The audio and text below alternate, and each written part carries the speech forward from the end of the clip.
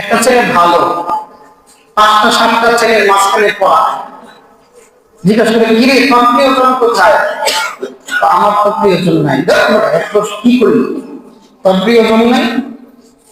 তোরা বুঝতেছেন আমার বাপ 5টা 7টা ছেলে 5জন 7জন মেয়েকে ভালোবাসা প্রকাশ করলো, একটা ছেলে মাঝখানে পড়ে রইলো, তাকে কি করলো, এই তোর ভালোবাসার লোক কোথায়, আজকে কারে ফুল দিবে?